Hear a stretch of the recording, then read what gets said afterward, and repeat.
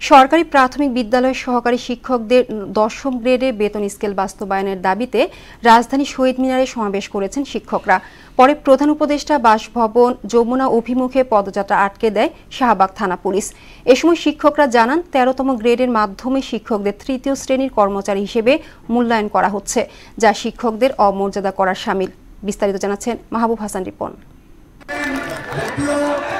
দ্রব্যমূল্যের ঊর্ধ্বগতিতে জনজীবন যখন অতিষ্ঠ, এমন এক প্রেক্ষাপটে এবার সমাবেশ থেকে আন্দোলনের হুঁশিয়ারি দিলেন সরকারি প্রাথমিক বিদ্যালয়ের সহকারী শিক্ষকরা। ১৩তম গ্রেড থেকে ১০ম গ্রেডে বেতন স্কেল বাস্তবায়নের দাবিতে রাজধানীর শহীদ মিনারে সমাবেশ করেন তারা।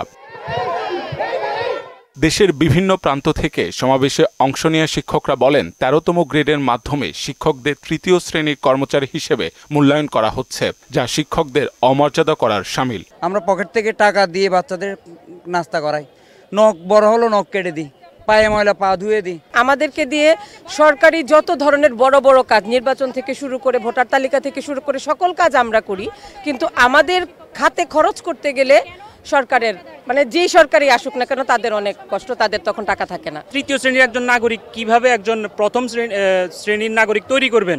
তিনিই তো আমাদের নাগরিকদের সুনাগরিক হিসেবে তৈরি করবেন আমাদের ছোট ছোট শিক্ষার্থীদেরকে। ১০ম গ্রেড আমাদেরকে দেওয়া হোক, আমাদের সম্মানটা দেওয়া হোক। বিষয়টি কিন্তু বেতনের না, এটা হচ্ছে আমাদের যথাযোগ্য মর্যাদা এবং সম্মানের। সমাবেশে শিক্ষকদের দাবির প্রতি সমর্থন জানিয়ে সংহতি বক্তব্য রাখেন জাতীয় নাগরিক কমিটি ও বৈষম্য বিরোধী ছাত্র আন্দোলনের প্রতিনিধিরা। একজন শিক্ষককে যখন তৃতীয় চতুর্থ শ্রেণীর কর্মচারী বানিয়ে রাখা হয়, একজন শিক্ষকের যখন তৃতীয় শ্রেণীর কর্মচারী হওয়ার জন্য আন্দোলন করতে হয়, দেশ ও জাতি গড়ার জন্য অক্লান্ত পরিশ্রম করে যাব, আমাকে অর্থনৈতিক মুক্তি দেওয়া হোক। বর্তমান বাস্তবতায় ১৩তম গ্রেডের বেতন শিক্ষকদের জীবনযাপনের জন্য পর্যাপ্ত নয় বলেও মনে করেন তারা। মাহবুব হাসান রিপন, মোহনা সংবাদ, ঢাকা।